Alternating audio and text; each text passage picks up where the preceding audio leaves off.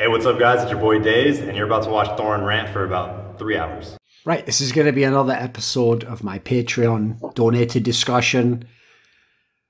Obviously, this is an audio-only one, so I'll just describe who's here. We've got Jerky's Minion, we've got technically... Well, here's the weird thing. Here's one thing that actually... maybe you should address this then. So, on the one hand, you come on these episodes and you talk, but then you tell me not to, like, say your name in, like, the Patreon shout-out or something, which is like, doesn't that sort of defeat the purpose, mate? Like, I think people can figure out you must donate $100, you know? Yeah. Let's just say my company is very LGBT-friendly, etc., very woke, all those stuff. And I just don't want to be thinking all the time if I can say some stupid shit. Yeah. Oh, that's fair enough. Oh, yeah, that's fair. That makes sense, actually. That's a pretty good answer. My company doesn't give a fuck about that. Because I was just wondering how am I supposed to say it if you just want me to say it, but whatever. Yeah, we'll put that to one side. Yeah. Right, Zen, you haven't done one in a while, mate. Do you have a banger topic to kick us off with? Come on, I know you got somewhere. Yeah, so basically in terms of C9 League of Legends, the fact that basically after Spring Split and even in the middle of Summer Split, they were basically already doing victory laps. And sure. I mean, of course, there's the draft things and all that jazz, but do you think that the fact that the team might have gotten distracted and just started thinking, okay, this is in the bag, or even the fact that they were doing interviews and just basically celebrating early, could that have contributed to the demise, basically?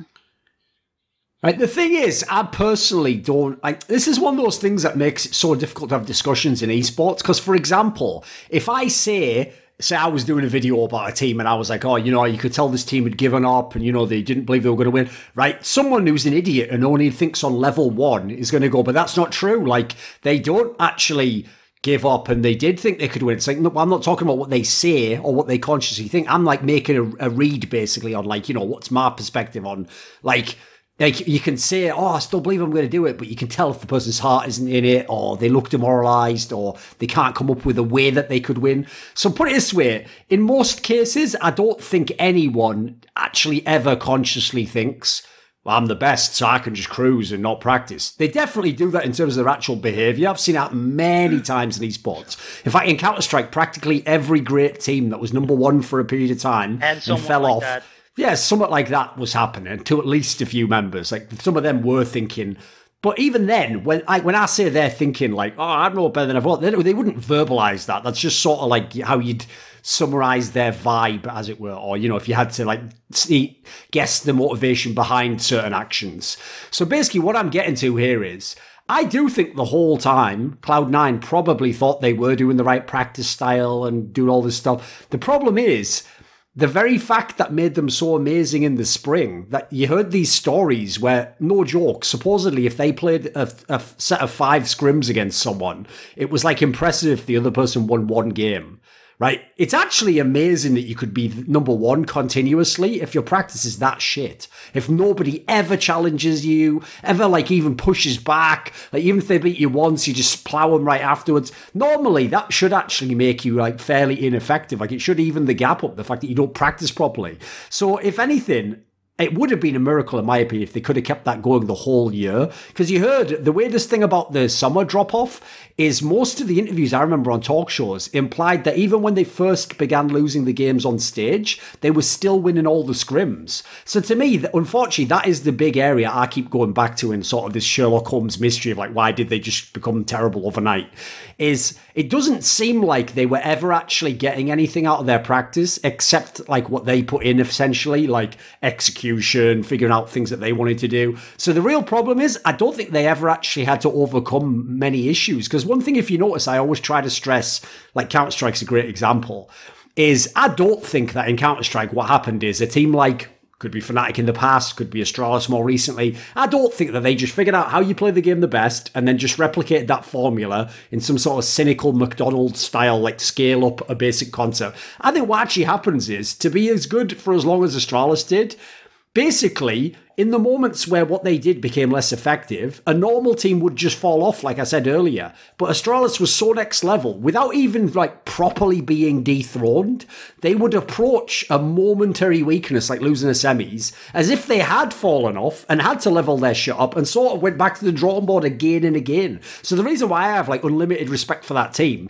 is because I think they actually accomplished the impossible, which is they were in a position where they were essentially unbeatable, like, you know, in like a practical, functional sense, but did continue to practice. It's like that old adage, like, you know, like practice like you're the underdog, but like then play as if you're the favorite, basically. They had that mentality. So I would just say it's incredibly rare that you're going to get a scenario like Cloud9's, where if you are that far ahead of everyone in your region, and everyone in your region generally is playing pretty bad, and in practice you're getting nothing out of it, I think it's logical that eventually you're going to go down to their level as opposed to the other way around. Like, I think it's just inevitable at some point in time. It's why I have amazing respect for anyone who can sort of do this approach of practice where you don't have to have like good opponents, but you just like find creative solutions to what to do and whatnot.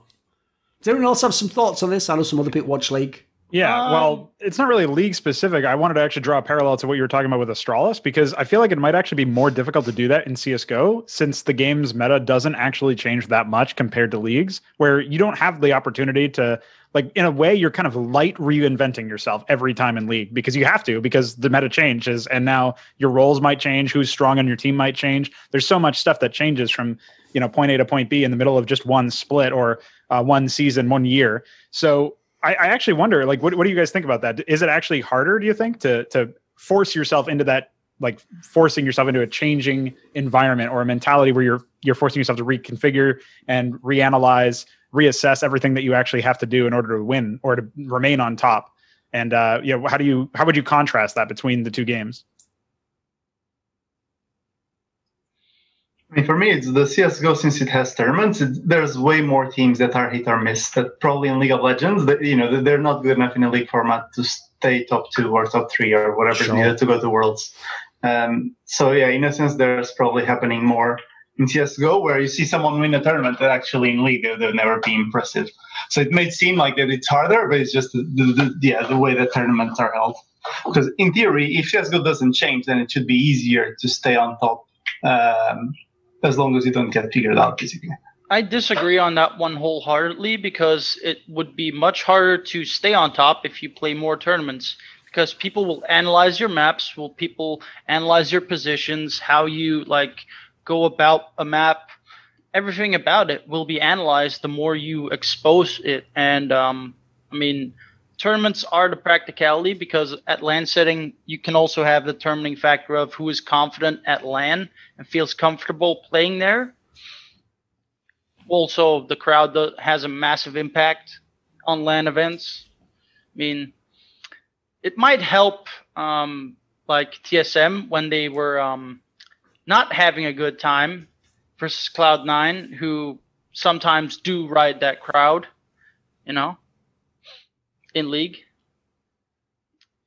I think for me, like, one of the problems I have is, like, again, I don't know if you can even take such like solid stances one way or the other on the games. Because, for example, like, on the one hand, I think like, this might sound weird. In some ways, it's easier to be number 1 in League of Legends because the game changes the meta without you having a choice, essentially. And it's very rare that you can run 100% counter to the meta and actually still win, as I think RNG 2018 kind of showed. Like, if they couldn't do it, I don't think anyone probably can. So to me, the problem is, in that sense, logically, it's easier to be number 1 in League of Legends. You just need the game to fit what your strengths are. But that also makes it harder to be number 1 unless you have that initial condition, in my opinion.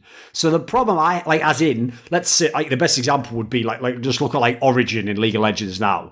It doesn't really help that your best player is the top laner if you can't play 100% through the top lane and make him a carry all the time. Like, that's just not going to help you win the league. Like, it's actually going to be better to be a team like Mad Lions where the worst player is the top laner, and it doesn't matter because it's just the meta of the game. You could even go back like to ruler times where people used to play carry champions, and then when the meta shifted from that to the bot lane, essentially, like, people had to start playing bruisers, and those who couldn't play bruisers were like released from their contracts mostly. Yeah, most of them just disappeared. Yeah, well, half those players from like season 2 just didn't even play for a couple of years after that. They actually had very short careers. No, well, the other thing is though, then if you go to CS, like here's the difference, is in CS, because the meta doesn't change, and even more importantly, there isn't a meta. Like no one ever said, like the closest they came in CS was when they upped the bomb timer and reduced the round timer. That's about the closest like the devs have ever come to trying to force you to play the game a certain way.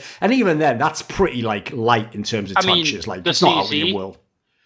No, in terms of weapons, of course, but I mean, like they don't like change the like. For example, in League of Legends now, you can't split push basically. Like semi-impossible. Okay. So the point is, in a way, it's harder to be the best in CS because, in my opinion, you have to actually straight up be the best team. There is no weird meta you could wake up in tomorrow and become better than Astralis if they're the best.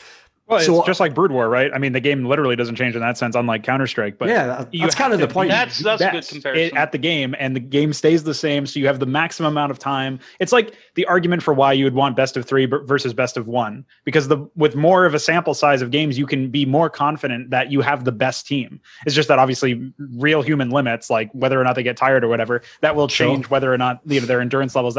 That's where you can put a reasonable cap of like 5 games or whatever. And in StarCraft, it's like you've got this many years. In CSGO, you've got so many years of the game being relatively consistent that we are much more confident in those games, I feel like, of saying this is definitively the best, player, team, whatever the case may be. Whereas I'm not sure that I've felt that level of confidence in League just because I know all of the insane stuff that happens with the patches sometimes before major tournaments. So.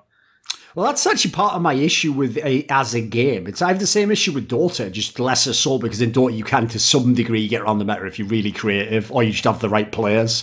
My problem basically is I don't think they're legit esports. As in, to me, it's actually quite meaningless to say, this team was the world champion of League of Legends. So what you're telling me is, all I can deduce from that is, they were probably, keyword probably, the best team in October.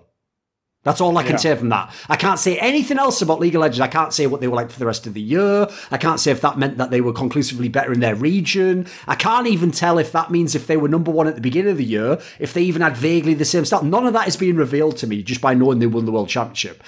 Whereas in CS, one of the things I like about games, like basically the games that have solid state meta, Brood War, Quake, Counter-Strike, is because the game dev hasn't tried to crowbar you into how to play the game. Typically, it's that there's just a million ways you can play the game. Like you can generally just play to your strengths or how you envision the game. There's not like one meta that you're all chasing. So to me, the problem I've always had with those other games, which ties back to the Cloud9 angle, is we can come up with a million different angles and reasons, and I'm sure in interviews over the years, little details will slip out, like maybe they had bad practice, or maybe Reaper got ahead of himself, or maybe some player got lazy. There'll be a million small reasons. The problem I have is essentially, for all we know, they always are going to fall off at the end of the summer anyway, because they were the best for the rest of the year. It's a different game. The game changes. Like one of the things, I try not to like pretend to predict things, but I did tell people, you can go watch any of our shows, during the period in the spring where everyone was just bowing before Blabber because he looked super sick. He was looking like the MVP of the league. I even said back then, I just want to see what happens when he can't play that way anymore, when he has to play a different style of jungle. Because like you said about the top laners before, like everyone who's followed jungle for enough years knows that's another role that has like the hard swap, that when you do the hard swap, sometimes a guy goes from number 1 to like number 10. So considering how much of their team was based around that guy just fucking popping off every game, that already, in my opinion, was like something of a house of cards. So to me, the disappointing part isn't that they fell off, but it's like they kind of like didn't really have any other way to play the game once he fell off. Like once he couldn't do the shit he was doing, they just fell apart completely. Yeah, I guess that might be Duncan the foreshadowing. That might actually be the counter argument you can make, or an argument like a devil's advocate argument you can make for judging who's the best team in League or whatever, is not necessarily a single tournament win or a single split win, but aggregate how long a single roster, if in an imaginary world they actually remain together for very long, you could take an existing roster and say, well, these guys were clearly the best at League because the core tenet of being good at League is adaptability. And if you can remain adaptive as with the same roster over a certain amount of time and still find a certain amount of success, maybe that could in aggregate sort of serve up some sort of actual conclusion for whether or not the team was like good in a lasting sense, as opposed to the short fire manner. Because obviously, even if you're winning worlds, you don't necessarily know how much the group draw or the playoffs draw, the bracket draw or whatever played into that. Like maybe you just bypassed the team that was your kryptonite, but you never got a chance to show that because it's all single elim. So there was never a chance for the your kryptonite to get out of semis or something because they lost to another team or something like that. So there's plenty of cases where that would happen, I guess. There's also untruths in that because, like, when we saw SKT with Bengi at the last time when they became world champions, Bengi wasn't actually good, and people kept praising him all around. Right. Sure. Oh, people still to this day, mate. Like, the saddest thing about that is, because he won that fucking Italy game, in, like, I think it was like game 4 against Rocks Tigers in the semis. Yeah. Like, that is the most retconned game I've ever seen in history. Like, dude, people act like he legit smurfs the game. Like, you should just go watch it. It's like, basically, first of all, it's very topical because who was the motherfucker on the other side of the server? The very same Peanut who was shitting the bed in planes as we record this right now. Like, that guy already has had plenty of big stage, like, games where he basically just fucked it himself. The problem is he's an example of one of those players who's, like, the prototypical, like, really strong mechanical player, but who just mentally just falls apart in the big game. So, like, that helped. But yeah, I agree, because that winning that game and then going out on top, in inverted commas, like, just allowed people to just forever ignore the reality of that guy's career, which is a shame, but whatever. Basically, this all ties into one of my bigger takes, which no one else agrees with, by the way, which is I actually don't think League of Legends is a good esport for this exact reason, Pronogo, which is basically, like, when you say that line there, like, the number one strength essentially in League of Legends should be adaptability. By that metric, I think about 2 5-man lineups to ever play the game qualify. Yeah, no, you know what I mean? Like I said, it's certainly a devil's advocate thing. I'm not. No, I mean, like, I'm not against it as a premise. Yeah. Just the problem is, people do agree with what you're saying there as a premise. It's just I don't understand how they can then look around and say, "Wait, now there aren't any teams who apparently were ever good." Because by that logic, no teams were ever good in League of Legends. They just each got lucky with their meta. Which, sadly, it sounds harsh, but I would say that is actually fairly appropriate. Like, within that, yeah, you get some variability. Maybe one guy wins a final he wasn't supposed to, like Katie Arrows or something. But, like, generally, I put it this way, I don't believe that exists in any sport as far as I can tell. Like, I've never really seen many people in many sports who were able to do, like, the opposite style 2 years later from the one they did now. Like, that almost doesn't exist either. It's why, if you notice, one of the things I got very interested in the last few years was, like, the general manager role. That's why I'm trying to push that so much in esports now, because I think it's one of the only areas that's actually untapped in that you could do interesting things. Like, if you understand the way pro players and coaches think, they think day to day. So, of course, they think it's possible to improve in any way, because they think of it as like, oh, it's a journey of 1,000 steps. Like, if we start like this and then we start learning this, it's like, but the point is, you're not learning in a vacuum, mate. Like, while you're trying to get the basics down of a style you can't do, the guy who was already the best at that style is getting even better. Like, they're not sitting still waiting for you to catch up. You notice there's another piece of terminology that always triggers me in esports. It's like, oh, the others just caught up. What the fuck does that even mean? Like, what, was I just sat waiting for them? Like, that doesn't even... The premise is so bizarre, because people take it for granted that's, like, a reasonable statement, If someone caught up, you fucked up then, didn't you? You pulled a Dick Dastardly. I actually wanted to ask you about that GM thing, too, because one thing that made the headlines recently was, I think it was Vitality, or was it Furia? One, or maybe both of them said that they think that 6-man lineups are the future now, or whatever, in CSGO, obviously. And Correct. Yeah, so... is this a case of people just cargo culting Astralis again, or is there something I don't understand about what they are interpreting that as? Like, is this a reaction to the scheduling insanity of CS lately, where every tournament is just a million weeks long and a million games long, and nobody can get a break, and everybody's getting up at 10 a.m. now, and it's just everything's Armageddon basically for North America? And like, what is happening there? I don't understand that at all. The idea that 6-man rosters are the future, and you notice that there was no argument for it. It was just, I believe this is the case. And then as a result, we will be looking for new players. Like, there was no outlining of the methodology, the psychology, the idea behind the decision-making, just a statement of fact, basically. From what I know, in 1.6, there was a team who had experimented with a 6-man lineup. And wasn't that idea also from a North American people back then, Duncan? I think NA teams were the more likely ones to do it, for sure. I do not understand why. I also don't know the premise why you would do it, because to me, a 5-man lineup should probably be cohesive enough or come together enough to be able to pull off any map if they really have the skill. Yeah, to put it this way, like I know I never got round to actually doing a proper video on this. I even have it all scripted out. I just never got round to recording it. I'll probably do that like relatively soon since it's such a topical discussion point. I basically would say, unfortunately, I would have to have a very cynical take on why teams are like doing it right now. And the main reasons would be, first of all, there is no major and nobody has any clue when there's going to be a major. So right now, that's also why you're seeing people drop like flies. Like, oh, I'm burned out. It's like, now's the perfect time to be burned out. Yeah, take time off now. It's the least important period in your whole career. Well, it's just a bunch of fucking online tournaments while waiting for lands to come back. So first of all, it protects against that because in theory, you don't then have, like Astralis did, but idiots were too blind to see it. You don't essentially wake up one day and go, that's weird, I don't have 5 players anymore. Shit, I better scramble and get someone.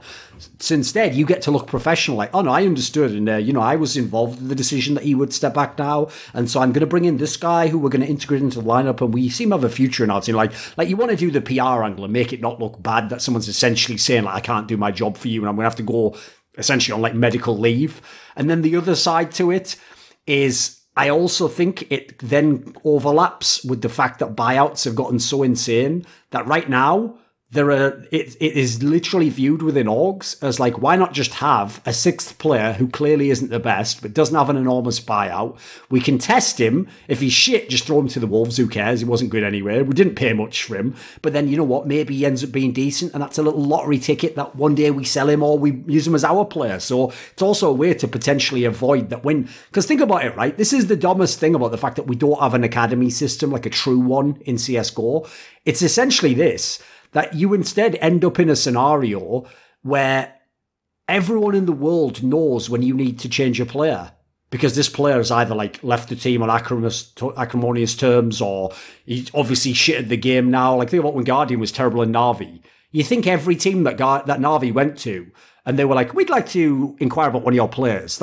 That's like if Hollywood comes to town, you're going to put an extra 0 on the end of whatever the fee is, aren't you? You're going to go, wait a minute, Na'Vi needs a player. Well, they're the biggest in our region, so fucking gouge them to the nth degree. So in my opinion, I think that's part of why they're going like this route where you just try and add the guy before he's a good player effectively.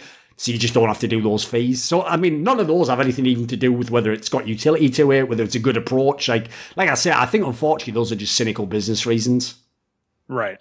Yeah, I mean, that's what got me is all the description saying it was the future and trying to phrase it as if it was going to really help the team compete in all of these tournaments. But at the end of the day, I can't find any compelling reasons to suggest that that's the case. I mean, I guess it's like put it this way now, but it's took a while. All that needs to be said is this. I've always thought one of the best, if you haven't noticed, one of the ways I catch people is I actually do what they never do. I steel man their argument. I follow their alibi through as if it was real, and I look at what they're explaining happened and what they say they did and what happened next, and I take it as if it's real, and in doing so, it's just obvious when they're full of shit. So think about this, right? Zonic himself hailed as the greatest coach and mind in Counter-Strike history. What were his reasons as to why you would want to have a 6-man lineup? It was stuff like, well, then they could like fill in for certain roles and people could have time off and like, you could just, one guy could practice a bunch of them. It's like, the things you're describing would make you the best player in the world. If I could just play 3 different people's spots on CT side, on maps, to the level of the best team in the world, I'm actually the most valuable player in the world, by the way. But I'm your bench player. Yeah. So think about what an incredulous scenario you're describing.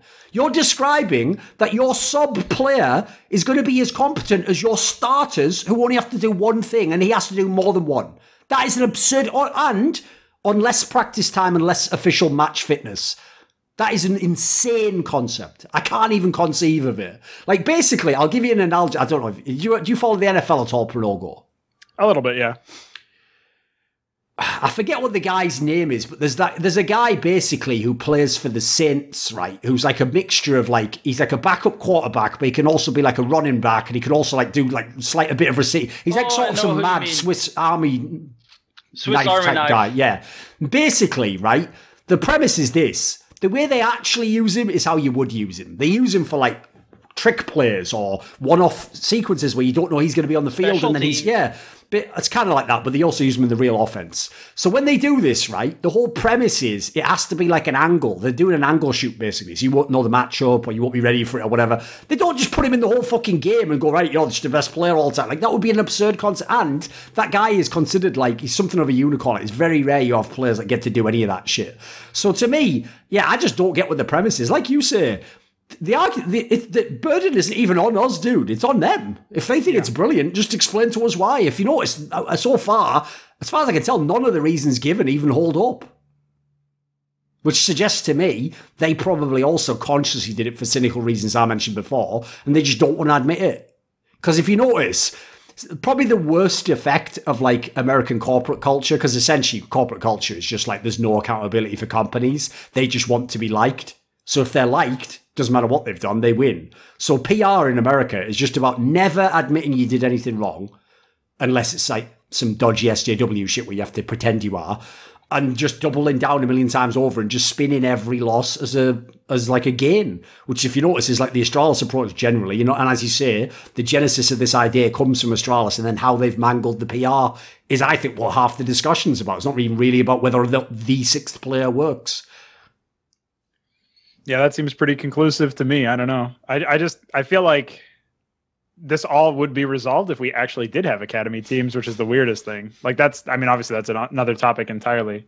But yeah, but that's why I said, like, I mentioned this on one of my, I can't remember if it was the one with Henry or Cassard, but on one of the Flashpoint Q&As we did, a point I made is I actually hope down the line that's another area where a project like Flashpoint could actually bring really positive change, which is if Flashpoint succeeds.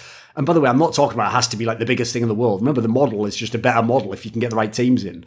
If it succeeds, the logic would be you could have a secondary Flashpoint league that is just a development league that all the teams who are partner teams make their own academy team. You only play there or tournaments where your main team doesn't play, so you wouldn't be in any conflict of like interest in terms of what Valve's decreed.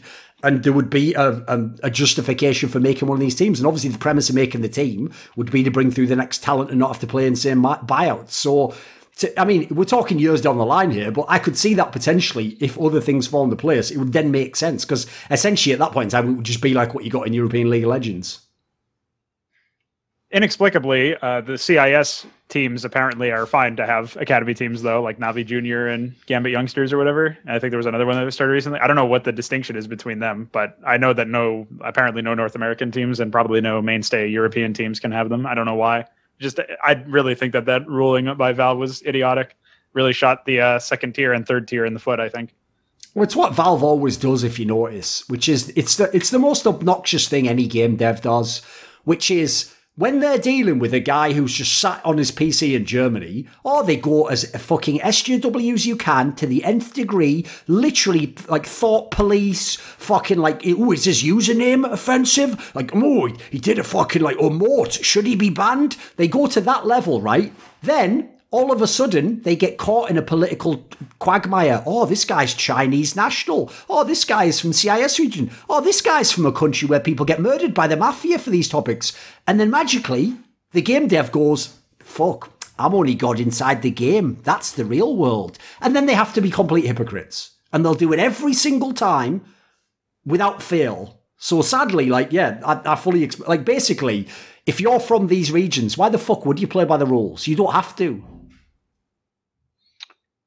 Well, some teams don't play by the rules, Duncan. Haven't you watched the Counter-Strike drama lately? I mean, that in itself is outrageous, isn't it? What do you make of the MIBR thing that came out recently, where they were like, "We will never be satisfied," and bullshit. Just had no like acknowledgement, no context, bullshit. That buckled me. I couldn't believe it. You take old footage from 1.6 and then add it to your legacy, which has nothing to do with it. Fuck that. Just think about this premise, right? So, MIBR, it's like TSM and TSM fans, right?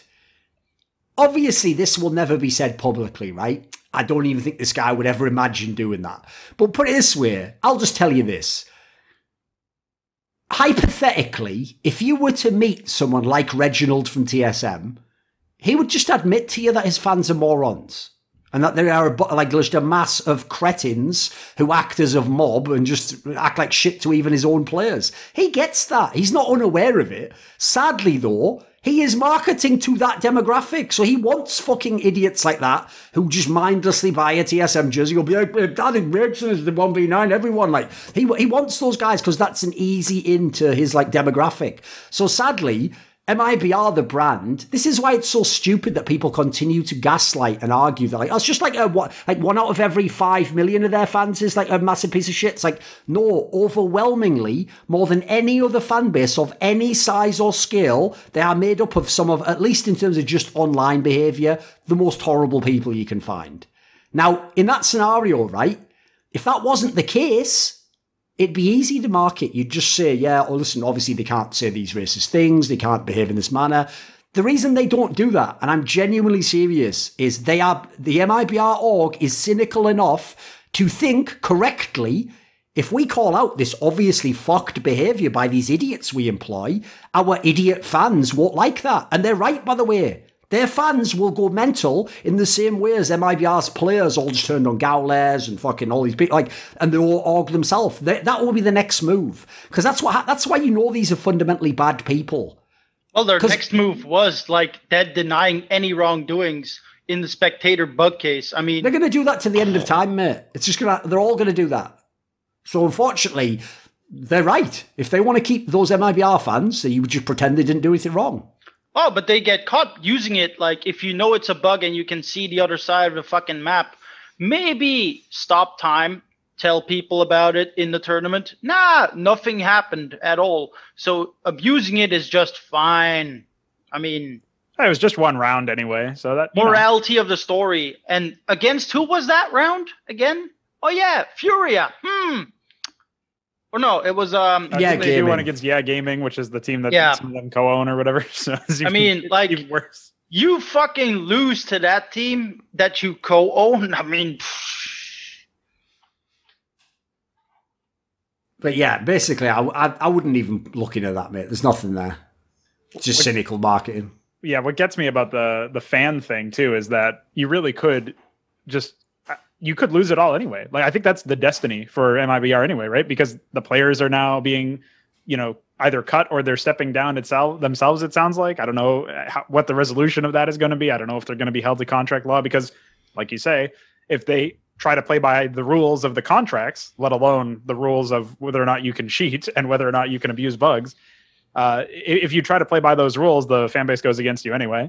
So I think the end result is the players leave, the fans go with them in majority, and now the org is fucked as far as I can tell. It's not even like they couldn't get another Brazilian player this entire time. They had to go like the Argentina player, and then they had to go. Is TRK actually Brazilian? Maybe he's Brazilian. So they eventually got one. So the idea that they're going to be able to field a roster that makes sense for the brand, even if it's a bunch of upstarts similar to what Furia had, and they come in and they try to storm the gates, as it were. I don't think that flies. I think they are going to have to do away with, if not the brand, at least a large portion of the fans that are going to be loyal, like ride or die for the players that are now leaving or being kicked or whatever the case may be. So I can't see a world where they come out of that one alive. I mean, Furia's benched player literally just like announced his retirement at 21. I mean, that says it all, right? If you don't even want to like sit on the bench instead of going to like MIBR. Yeah, says it all. Well, one of the problems is like the more esports grew, I just basically learned that what I thought was like an esports specific problem always just turned out to be a problem of any industry of scale.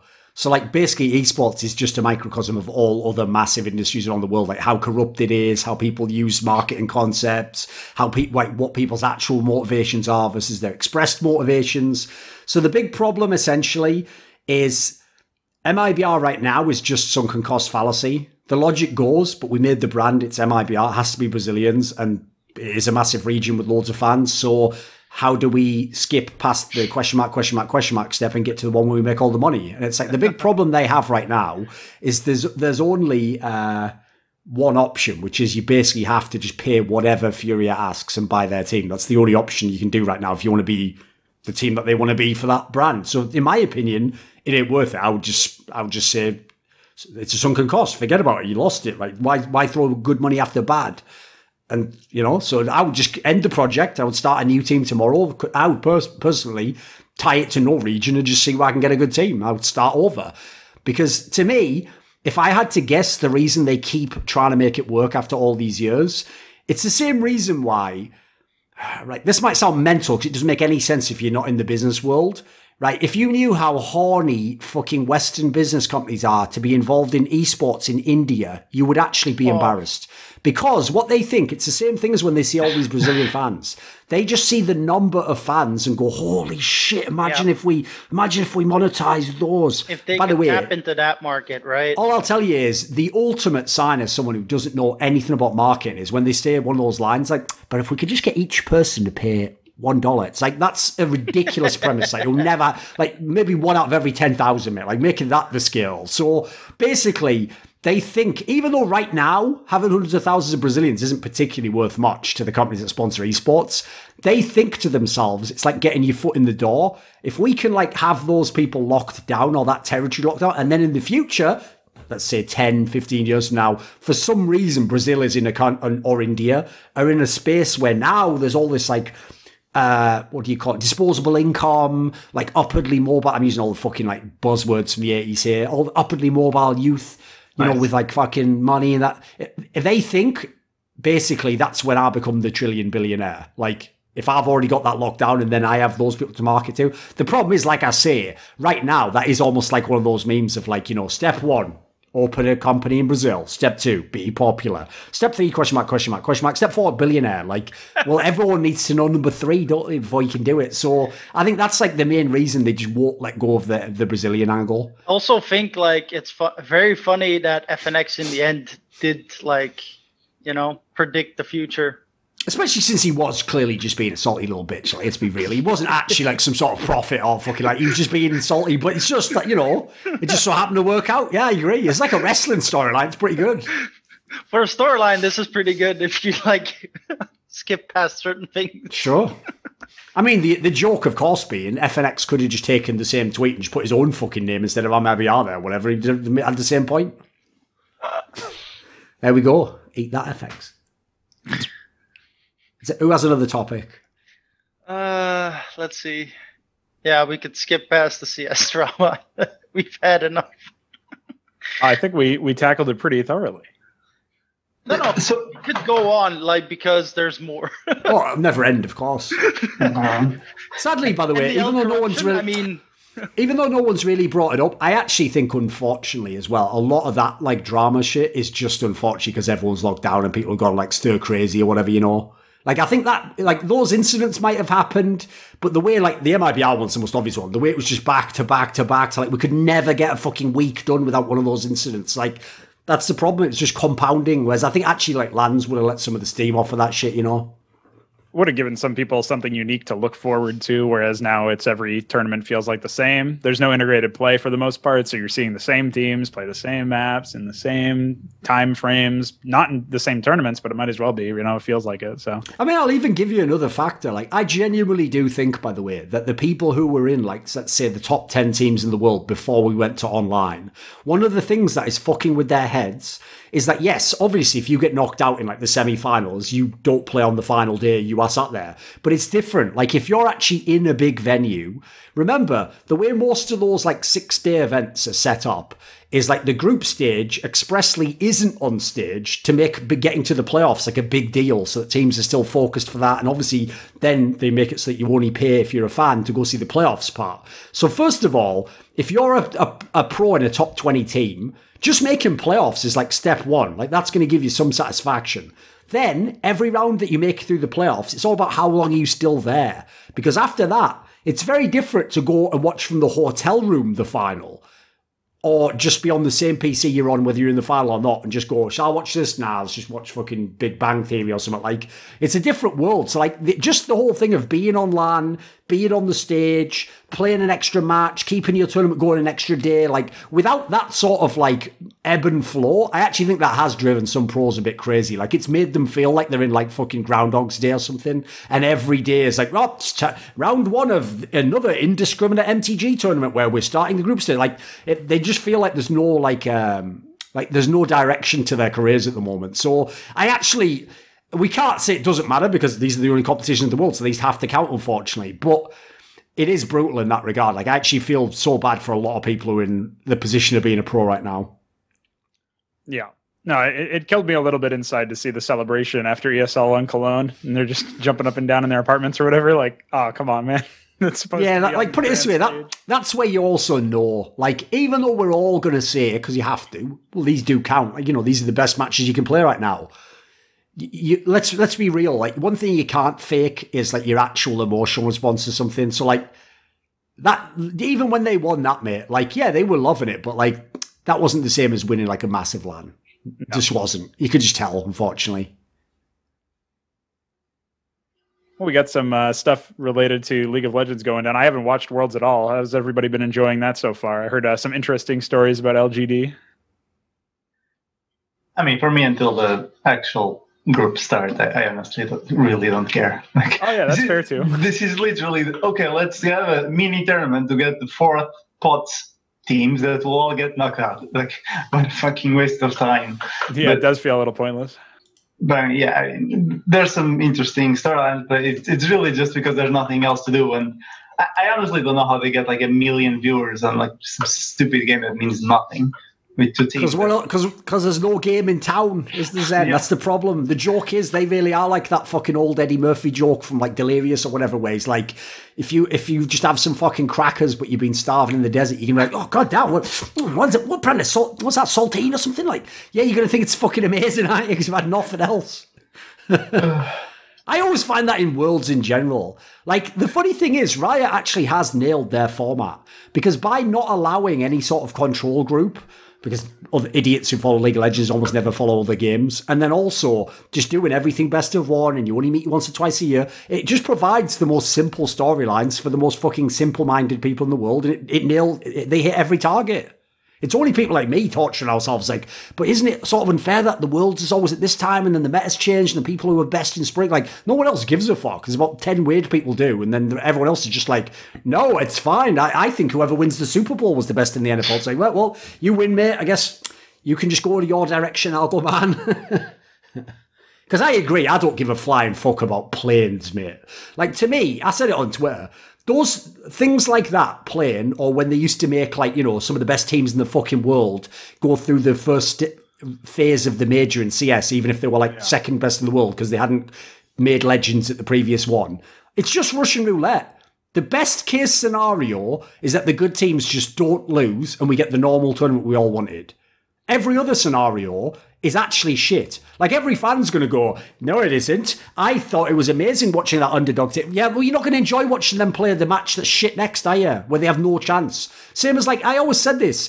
How can everyone simultaneously love that ANX team getting all those upsets at Season 6 Worlds, right? And then complain about H2K finishing top 4 because they played ANX in the quarterfinals. Guys, both can't be, it has to be one or the other. If you love that they did those shit best of 1 upsets, then you have to also now acknowledge that, yeah, well, that was a real quarterfinal. If you think that was a bullshit quarterfinal, why the fuck do you like the best of 1 upsets? It can't be both. It can't. Same with the Vanguard, like, oh, of course. Like in CS, you know, like it's, we love give a us the good worst final underdog ever. Story, but at the end, like, they will get beaten when they meet like their absolute resistance, when a team's absolutely better at everything they do.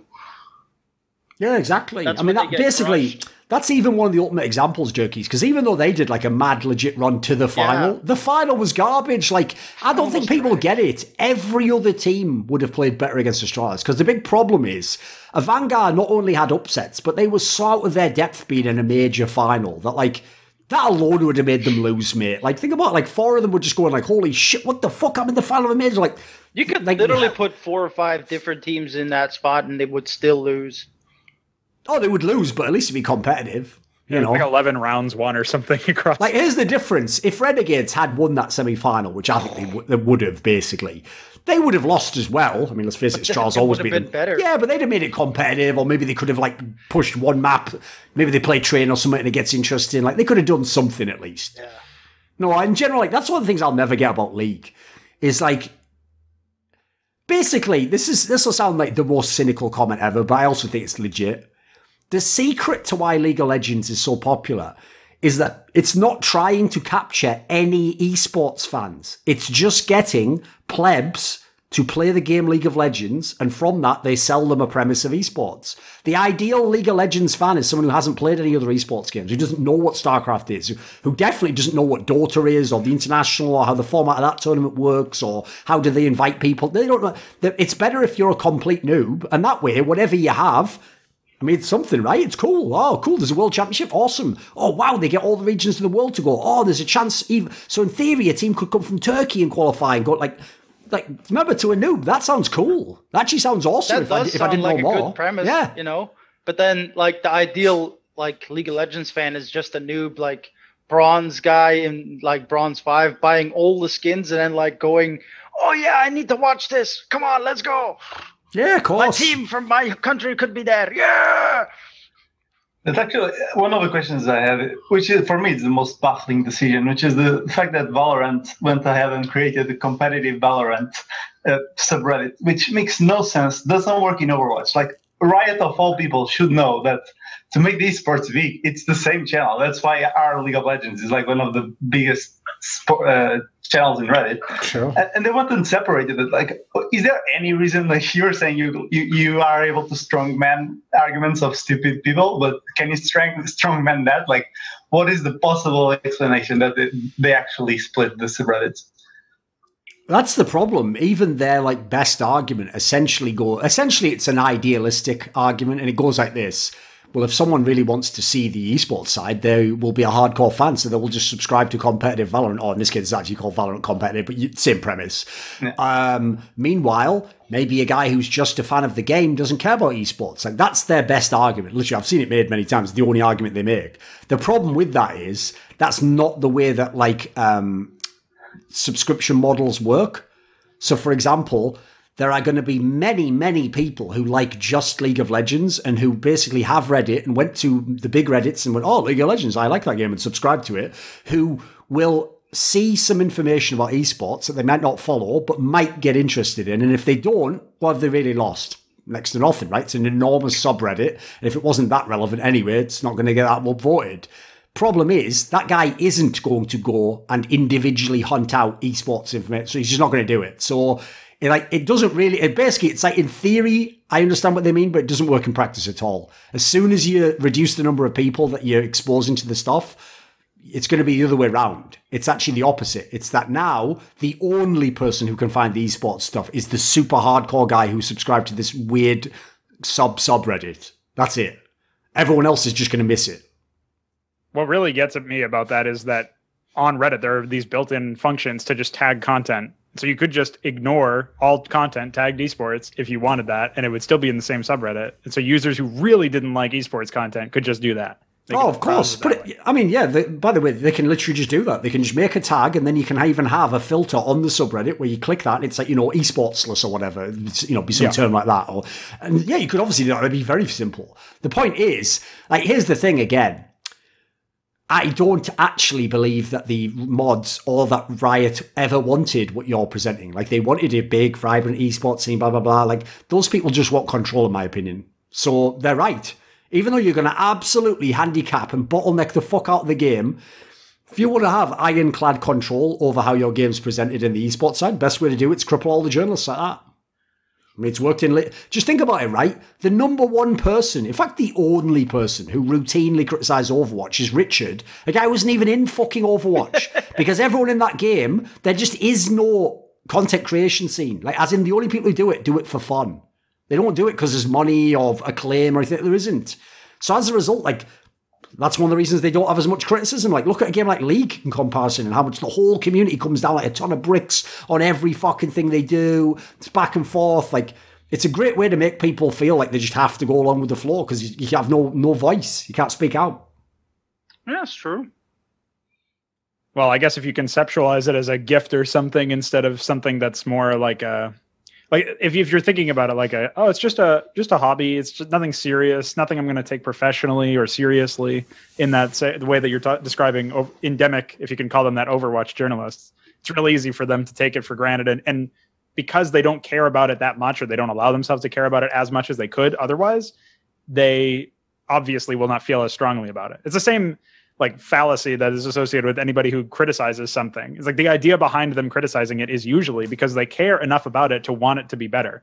They could just be trolls. They could just be taking the piss. But odds are, if they're consistent in that behavior and there's actual substance to their arguments, they cared enough to write a comment. They cared enough to explain themselves and all that stuff. So it's actually the people who do care that will generally be the ones who are providing criticism, especially constructive criticism or anything like that. And you just don't see that in a lot of these other, I guess you could just call them echo chambers, these subreddits that are like split off in that sense, because there's not much that they can force themselves to care about in the first place. I mean, the fact that they have to force themselves to care about it is kind of damning enough, I think. That's very true, because when Richard left for E-League, he stopped writing for a while, and then we had people like DK come into the space and rise to the occasion, which also gives a premise to like develop talent, I guess, for writers. Sure. Put it this way, if the they big care problem, enough, they will actually come into the space, do jobs, right? yeah, but there has to be somewhere for them to do it, though. You can't just have like 3 people do it for the love of the game. Like, there has to be like a way to also, like incentivize people by the incentives of their life, like stability, income, possibility to progress in your life and your career path and expand your horizon. Like, you have to have these things as well. The basic problem is it's always whenever a game dev gets involved. And the basic gist goes like this. I can tie it into like a bigger theory I have, which is, right, here's the straw man. The straw man goes like this. But surely you can be entertaining and funny and original and creative, but without hurting people's feelings.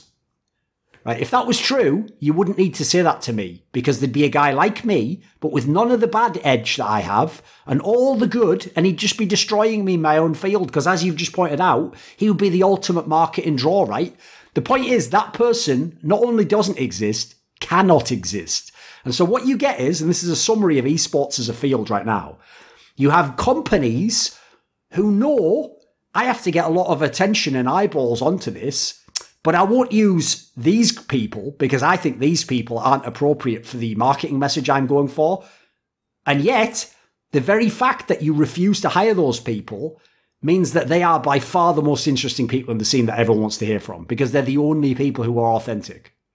Like, put it this way, without going on a whole separate rant, I actually think it's impossible to be funny without being offensive. I don't think it's possible. Like, I've never heard anyone be able to make the argument against it.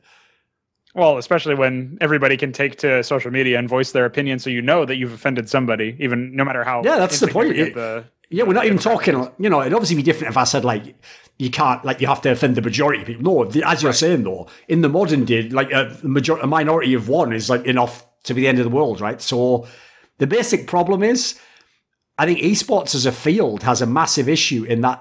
It's like they think it's the 1990s and that they make an MTV, that they can just choose who they're going to put in front of you and you'll just accept it and they'll become the most popular. It's like that was a totally controlled medium. This isn't. So to me, right now, they're just in this mad scenario where they constantly put themselves in the corner by trying to go safe and not hire anyone who has any edge. But they don't get, like, as no one else figured this out yet, like, edge is exactly what people want in esports. It will always be the most popular thing. That's why it will always be LS or Dom or me or Richard or Mon. These will always be the most popular people. Not in the most strict sense of like everyone, but among the people who consume content, in my opinion. Unless you are Travis Gafford, who does double lift interview. I mean, here's the funny thing, is Travis actually, what's mad is, I don't think people have noticed this, he actually has introduced Edge into his shows by doing Hotline League. It's just he was smart enough, I don't know if he actually thought through this, but this was the outcome. He just managed to make it so that the Edge is controllable, because the Edge is the caller, and if the caller's annoying, he can hang up on them with no questions asked. If he has someone on his show who's got Edge who's a guest, it's a bit harder to tell that guy to shut up if he's going off out of the safe zone, as it were. So I actually think in a way Travis is integrating some of that to his content, Obviously people want it. Or if you can't answer questions, you also hang up on that guest, which he did. Did he do that? Twice. What was this from? I haven't seen this. What was it? What were you referring to? This was live. This was. Let me check again. Was the guest being obnoxious? Yeah, he was being obnoxious, but he was making a good point, and then, Travis just hung up. Fair enough. I mean, but even he wouldn't exist in like this new. If it wasn't for the League of Legends normal subreddit, he would never have blown up like he did. Oh no! If he would come in probably wouldn't now, have a job, he'd mate. not exist. Yeah. Put it this way, Travis would basically have to work for a company already, I think. Like, he'd have to work for Riot, or he'd have to work for, MSI or fucking Cloud9 or someone. Like, yeah, without the League of Legends subreddit, he wouldn't have a job in the way he does now. Like, independent journalism wouldn't exist. Because the whole thing is, it's not as big a deal now. I don't even give a fuck anymore. Probably won't even post my stuff to the subreddit. But, like, let's say like a year or two ago, it was still a big deal if you could get like a piece to blow up on Reddit. That would be like half your hits, or maybe like 70% of your hits might just come from that. So of course it was a big deal to try and sort of, I won't say pander because it's never been my style, but obviously other people did try to cater their content to the subreddit or what they thought they wanted. Yeah. Luckily a lot of that has gone now, so you just got to take them off with the smooth. I wonder if it's like an extension. Oh, go ahead. I was going to switch topics. Basically, related to this, in your interview with the NRG guy, he was actually presenting Valorant as like a more interesting investment at CS at the moment. And also Sponge said in one of the HLTV's podcasts that he thinks a few North American orgs are thinking of coming out. Like, what's the explanation for this? Is this just the inflated salaries, or do people really believe in Riot's ability to create an esport? I think it's a mix of both, and then the interesting aspect of it's fresh, basically.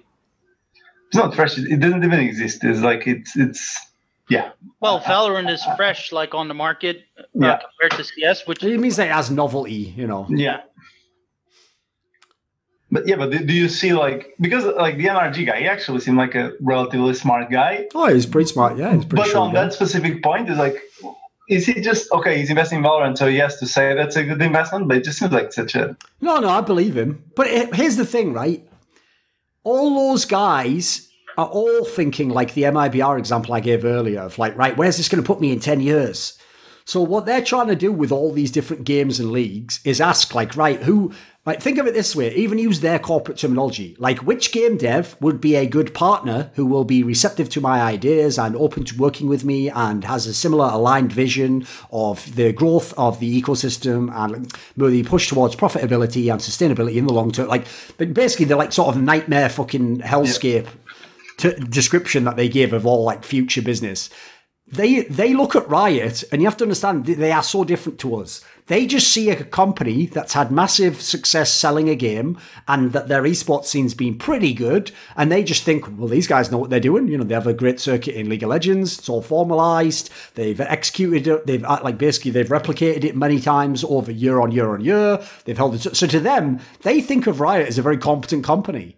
So they're loving that. Whereas you have to understand the things I like about CSGO, where I always describe it as the fact that Valve just gets the fuck out of the way and just isn't involved. That's a nightmare to people like owners. Like, I'll give you an example from Flashpoint. You think within Flashpoint, people haven't lost their shit.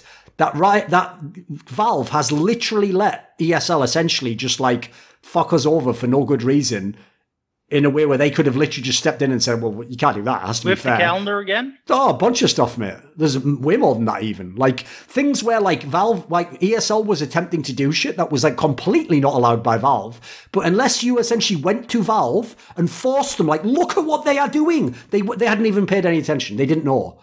Right? So to normal people who are running businesses, they're like, well, think about it. Think if you were a Flashpoint tip, well, how can we run a business if our rival has been given essentially the powers of God, they run the major, and they can just change when our tournament is anytime they feel like it? You can't run a business like that. So unfortunately, what I like is, I like a Wild West scenario because I'm going to win in that scenario. I'm just going to figure out the way that I win.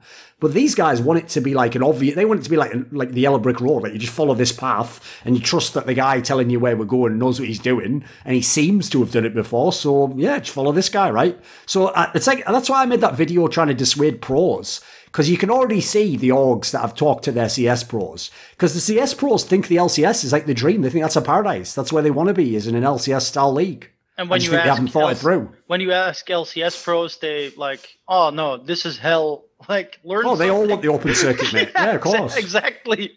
They Yeah. want the opposite, and you want to go into that scenario? Fuck it. You never win. Exactly. Yeah, if you just trade spaces for like a month or whatever, instantly see which one is superior, I think. So yeah, basically, I think that is a massive factor. I feel like they actually think Riot is good and that it'll be an awesome space and that, you know, it'll become like, basically and also, there is also, you know, the ultimate genius angle no one else actually thought of, by the way, is Valorant also allows you to literally recycle CS and Overwatch talent. As in, just gamble that maybe he calls good now, just get him, fuck, there we go, we've got a big streamer. Like, in the short term, there's actually pretty good reasons to take a little like shot in the dark, isn't there? Well, it's true, and like a lot of tier 2 pros are stepping over. If they can become your first generation, you can actually like have some pull towards other people as well. No? Yeah, well, they've already been sort of baptized in a way in Counter-Strike, so they're somewhat known quantities for the most part. Some of them are real big, depending on like, so skill, obviously. You can just hit the ground running immediately, in theory, with like brand awareness. This guy's known, popular. So it's a pretty good way to get people in the door initially. My question is, where will they be in like 2 years from now? That's what I'd like to know. Well, they'll probably drop off again, you know, like just like previously. Yeah. I can't imagine them sticking it out for very long in terms of the open circuit style anyway, because this is obviously, I mean, it's hard to draw parallels to old Riot and old League of Legends, but they did do the same exact thing with old League of Legends where they had an open circuit for the first 2 seasons. Or first 3 or whatever. Maybe there was a competitive season when it was in beta still. I don't remember. But they had that, you know, until LCS actually started. And they started with these formalized leagues. And even then, it wasn't for everything. It was just for North America and Europe for a while. So the idea that they're going to start you off with the promises of an open circuit, we're going to see how things go before we try to get a league in. I mean, I think everybody knows where this is going to end if they've paid attention to what has happened with League. And that's, I think, the problem with looking at these companies just as companies or corporations just as corporations. If you don't really see the human line of logic that has gone into it or the human error that has gone into it, you're not going to be able to interpret and add nuance to what they've actually done. As Thorin says, you'll just look at them and say, they're successful, they've got this on lockdown, but you don't see the cost of that, the hidden cost, the opportunity cost. You don't see all of the things that had to go that way because of the humans behind Riot Games. You just see the overall corporatized like outcome or whatever. And I feel like that's a big blind spot for these people that are, you know, admittedly it's a challenging job to think corporation first or company first, be a company man. But when they do that and they just ignore all of the context that has happened in the decisions, either because they weren't there or because they're willfully ignoring it for the sake of hoping that it works out as a business venture, to my mind, it doesn't seem like it'll be a sound decision at the end of the day. Just look at how Overwatch panned out, and I think you'll see the same thing. Oh, it's Blizzard. They're a big company. They done all, nobody completely ignored everything that happened in terms of the remaster controversy for all their games and all of the stuff that had been, you know, reducing them in public eye. Just ignore all that stuff. Pay attention to all the good stuff. And some of that did come after Overwatch, but a lot of it was very obvious before.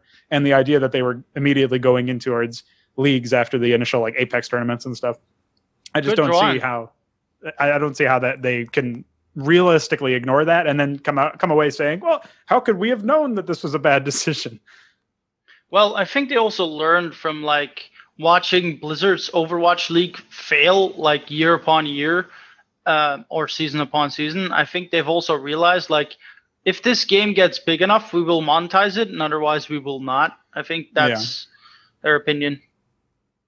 Yeah, the sad thing is, like, basically, the guy who runs an org, so we're talking about a team here in esports, like, that's his entire job. Like, that's his whole world, is he has to know about orgs and how they work and what the market is. Like, he doesn't have time to also learn how to be, like, a world-class game developer, world-class, like manage the whole scene, etc. So essentially what he has to do is trust that whoever does that is an expert and knows what they're talking about. And unfortunately, in esports, like most areas in life, the people who will catch the most idiots is the guy who goes, no, I know exactly how it's going to work. I'm the only one who knows, and I know everything about how it's going to work. Somehow that will always like attract idiots to them. Whereas the guy who says like, well, I have some good ideas and I think we could try this, but I can't be certain because it's a field with a lot of nuance and million factors. That's not popular. Like that will never be the guy that everyone listens to. So unfortunately, esports is full of wankers who just claim that they know exactly what they're doing. Like if you notice the trend over the last sort of 5 years or so, you might have seen this in some of the industry news,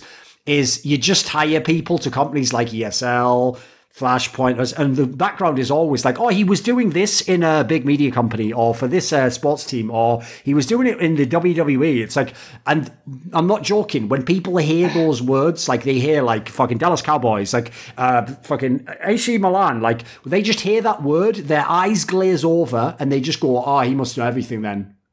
Whereas my first question is always like, why the fuck's he in esports then? Just because it's a big franchise somewhere else, you know? You know, that's literally what I say to him. Like, dude, this is one of the reasons why it's actually a shame I was like sort of an outsider, like a hermit for so many years. Because I've had so much fun since I've been brought closer into the industry. Like, I love being put in calls and someone going like, oh, hi, I'm so-and-so. I used to work for WWE. It's like, all right. I just say, why are you there still then? Should have gone, why didn't I see you wrestle in the ring? See, the problem is they're not expecting that question though, mate. They're not expecting that one. They expect you to go, oh, wow, oh, amazing. Also, the fact that people still haven't figured out like to have a general manager for each individual game that they have instead of having one person doing all the games is absurd. It's cause unfortunately, like, look, think about it like coaches in League of Legends. It's going to be the same thing. Like, if Henry is successful now, he's already somewhat, just in terms of how he's handled even the PR, done some good things. But let's say that team actually ends up being solid, like the top 10 team, maybe do a little bit more. That is what will basically just make them all change. Like, again, everyone's just a copycat in esports. It's mad because if you ever like talk to people who've been in like entrepreneurial areas of business, they say it's actually the opposite mentality you're supposed to use. Because remember, the logic with startups and being an entrepreneur is 99% of them fail. So what you want to do is take a load of shots, go hard at all of them, and then the second they fail, just drop them and go to the next thing. What people do in esports instead is they take the business strategy you have in the stable industries, which is what we don't want any change. Let's do all the safe things like all our competitors and all our rivals, and let's all just collectively make like steady money year on year, tiny little bit up or down, and let's just not gamble our position. So what's bizarre in esports is they're all acting with like the stable industry ethos, but in the most unstable industry, and then wondering why like none of it makes any sense. So basically, just like that's why I give the analogy of coaches. I probably had to listen to 2 years of discussions of like, but do players even need coaches? And, you know, obviously people like Ellis even still push the idea like maybe the coach doesn't know what he's talking about. But like I've always said, like, it doesn't matter whether the premise works or not. What will make people do it is as soon as there are successful coaches, because then there's an area you can look at his team and go, well, he has a coach, I don't. So, like, I think that's what will eventually turn the tide there, is good people like Henry. There's a few other people might join who are, like, legit people who are former coaches or talent. Once they have an effect, everyone will just copy and then it will just take care of itself, I think. You think that poses a problem for the talent scene, though? I mean, obviously it does in a way, but especially given... Yeah, but that's a good problem to have, though, mate, because think about it. The only way you're ever going to get people like the Henry G's or Moses of the world back as talent is you better level up their working conditions, which, by the way, is something I myself can directly potentially do through things like Flashpoint. But obviously, it can't be me alone unless they only work with Flashpoint. Like, if they want to work with ESL's going to have to level their shit up. But I think having a complementary overlapping industry like being a GM or a coach where you can go and make a better career potentially if you want to do that is a decent motivator, because as much as like, here's the thing, in the short term ESL is right, it doesn't matter if it's Sponge on camera or it's Pimp or Maniac or insert anyone you want. Technically anyone can appear on that broadcast, say words so there's not dead air, and then go to an ad and ESL will make the same money. But that's only in the short term. In the long term, the top talent are a draw. People do watch because it's like, here's the difference. This is what people are always very unfair about, in my opinion. No one in the world would tune in to watch the two worst teams play because it was the best commentators.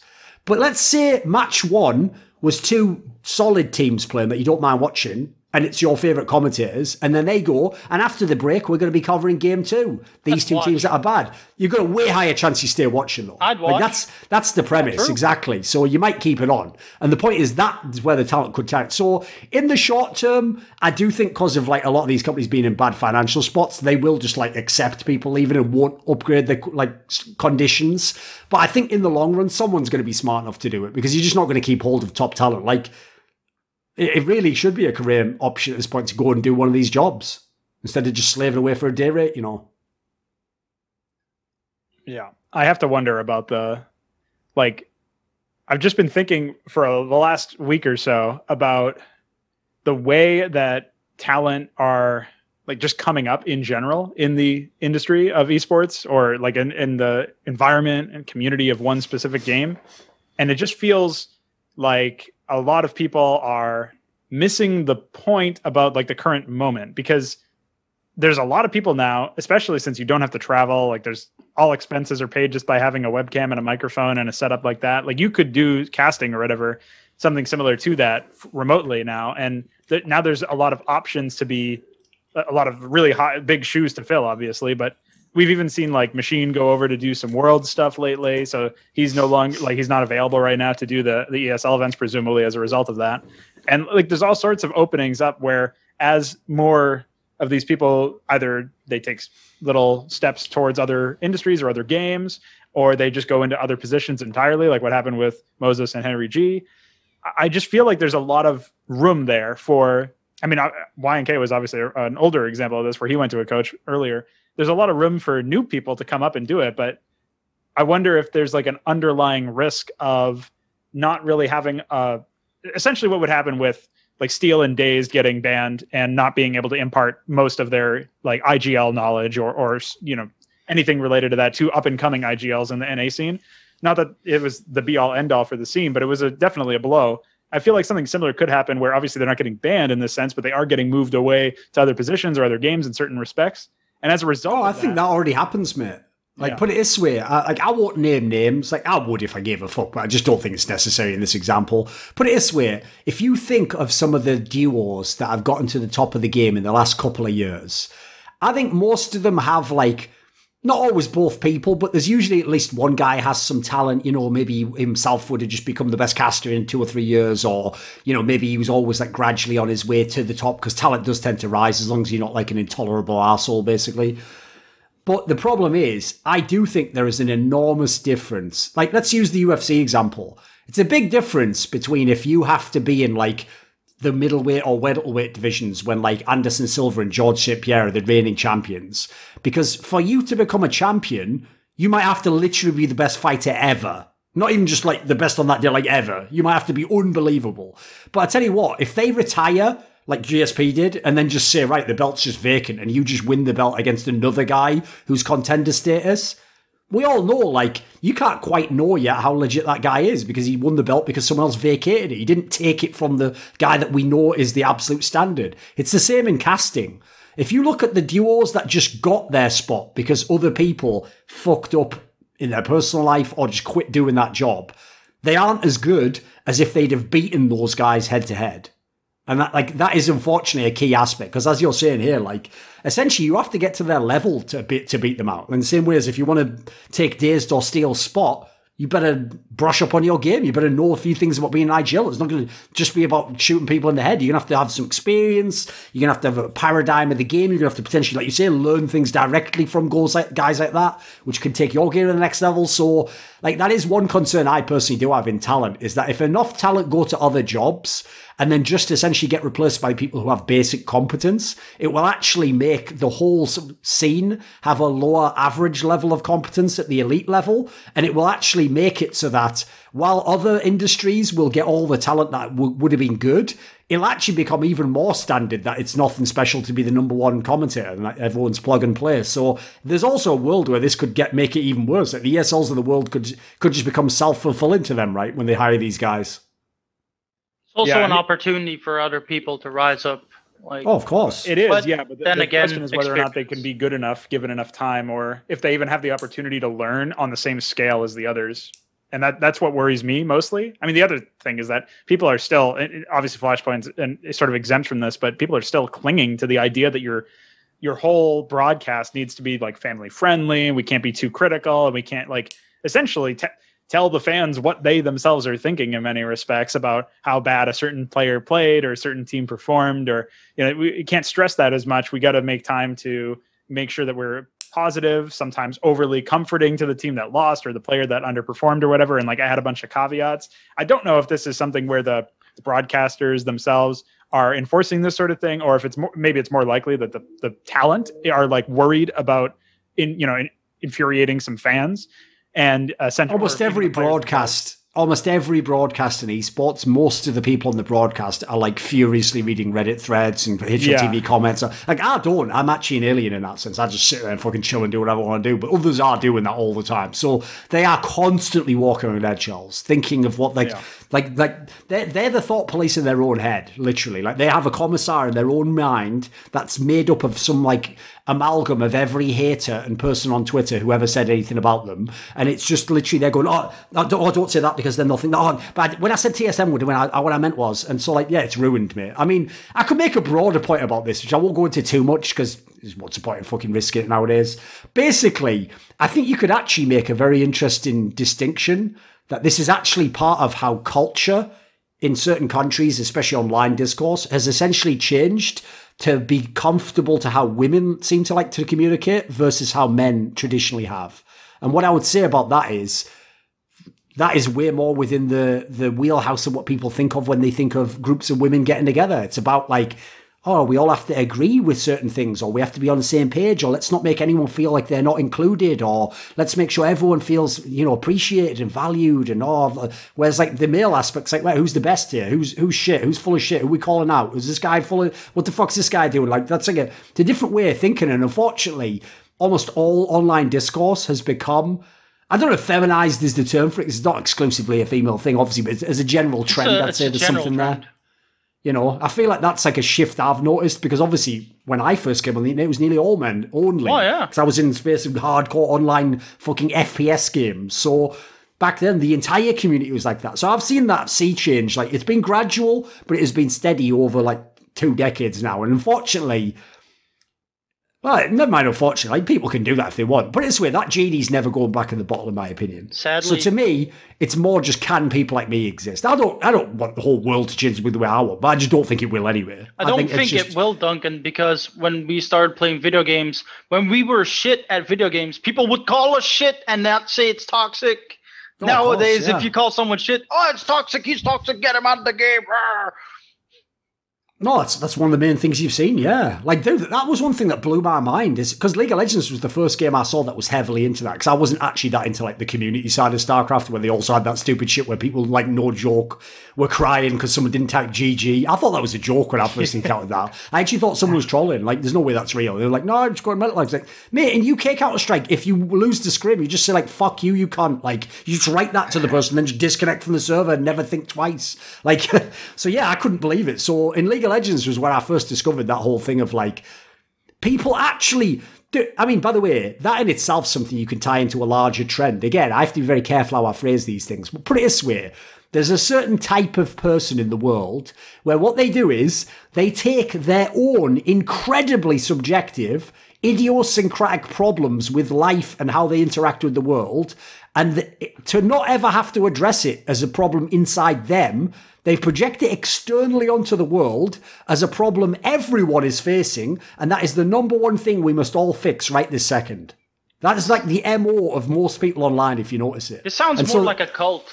Oh, it does. And so what happens is, instead of the question being, why am I really frustrated that when I have a bad game I lose in League of Legends, someone calls me shit, why does that trigger me so much, or how do I avoid? Instead it becomes, wow, we all must stop anyone ever being toxic to anyone. Like, the most generic point that any idiot can get behind, but has no practical application. And basically it just opens the Pandora's box for like any kind of nightmare fucking implementation by Riot of however you would attempt to attain those impossible goals. So I think just in general, the way like people have had discourse goes against people in my style, essentially. But it kind of ties into what I said before about companies not hiring the people like me. it will also always necessitate people like us exist. Like, think about this. Why do you think in basketball the most popular show is Inside the NBA? Why do you think, even though everyone on the internet tells you they think Skip Bayless is an idiot, he is the most obsessively listened to person with opinions in all of the NFL? Because that's what's funny. People tell you they don't want this, but it is the only thing they want because it is so like vital in terms of the impact opinions that real opinions have, that like it just blows the competition out the water. I watched it for Charles Barkley telling God damn Shaq, it. maybe? Yeah, Kenny Shaq. Jet Smith? No, Shaq. Telling Shaq, oh, I bet you can't eat this hot Dorito. And then Shaq pulls open, like, I bet you mama it can't. And he eats the hot Dorito, asks for milk instantly, starts running back somewhere. God. Like, those things are great to watch. It's why it's so weird. Actually, what do you think about this pro logo? Obviously, you have to be a bit careful here, mate, if you haven't noticed. Like, it's not that I can't have these discussions. It's just like, wow, mate, if I want to end my own career, I'll do it in style. I won't just fucking do it on a whim. Plenty of ways to get taken out of. So what I would ask you is this, though. As an American, what do you think of that? Because if you notice, right, even though, because this kind of ties into the talent angle, right, which is we're not really creating many new people in this mold. What they're really doing is letting the old guard keep doing it. So I was also thinking of people like Opie and Anthony or Howard Stern. Like, they all still exist. They have their own, like, they can't be super mainstream. They have to sort of be slightly off to one side, but in a way that is then integrated into the mainstream and loud. Because basically, like, if you haven't noticed, what I successfully did in CSGO is what Charles Barkley did, which is, I can say something that people go, wow, that's fucked up. But then they go, well, it's Thorin, so it's whatever. And in a way that the other guy wouldn't get that break, you know. The other guy who just says out the gate's going to get persecuted. But that is the thing I get concerned about. Is like, on the one hand, we've been sort of subsumed into the system. But it does almost feel like it's going to be hard for anyone else to come up and do that role. Well, what I can tell you is I always know when I've hit on a tweet of yours that is actually on point or is related, like, touching on a topic that is difficult for other people to talk about, but you do it in your own way. And because everybody who's in the replies is almost always like straw manning it or taking some absurd, like taking it to an absurd conclusion where that's not even remotely in the realm of what you were talking about. Probably like the Alex Jones stuff, but even more recently, there was plenty of stuff out there that, like, you were just, I think it was the Russian roulette one where, and everybody else was like, why don't you want, like, lower level teams to get representation in these events or whatever? Like, they would just had completely different takes on, like, basically arguing past what you were saying entirely, completely ignoring it. But I'll give you an example of when this kind of behavior happens to me, because in my own space, when I'm not doing any sort of content related to Counter-Strike or I'm not on one of these shows, what I'm actually doing usually is modding StarCraft 1. And in that scene, if you can even call it a scene, it's very, very low numbers of people who are interested in even playing it, much less actually making content for the game. I am the number one guy, and I have been the number one guy for some years now, at least 3 or 4 years now. And nobody has even really come close because anytime they try to, they realize how much work it actually is. Even though I've documented a bunch of this stuff, I'm going on almost a year of straight up streams where I'm just doing nothing but working on this content. And it's been daily, every single day. So I've documented every part of my process. If people come in and they ask me, how can I do something? I tell them, like, here's, you can take a look at these streams, or I've done this content, like this tutorials, and all of these educational content. You could join the server. You can do all these things that allow you to, sort of interpret this knowledge in yourself and try to make some content that is, meeting your own quality standards or whatever and improving. And they always leave before they get anything done. And I'm not ever aggressive to these people, but I do oftentimes very unforgivably, or what's the term? I'm very uncompromising in the way that I approach the content, because I'll say, you did this wrong. Like, here's a objectively better way to go about this, because your intention is not being communicated correctly by your content. Like, you wanted to make it this kind of level, but instead you made it that. You wanted to make this unit that you designed like a really good unit in one specific case, but you actually made it too broken. Like, this is an objective failing of your design philosophy. And almost always they will gravitate away from this kind of content, this kind of criticism, and they will move away from that and they'll go to something more comfortable. They'll scale it down. They won't do all the things that I'm doing. They'll stick within like an inferior platform. They'll work with inferior tools because those are simpler and those are easier to understand.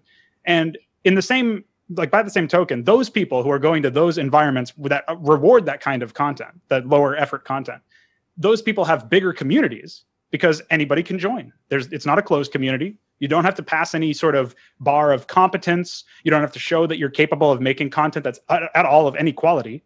You can simply just say, I want to do this. Here, what's an easy way for me to do this? And people will respond with several easy answers that were all going to result in, odds are, a less quality content, a less quality product or project at the end of the day that what I would be helping you with would. And at the end of the day, they all end up being much larger in terms of community, but much smaller in terms of actual output. A bigger community produces less content.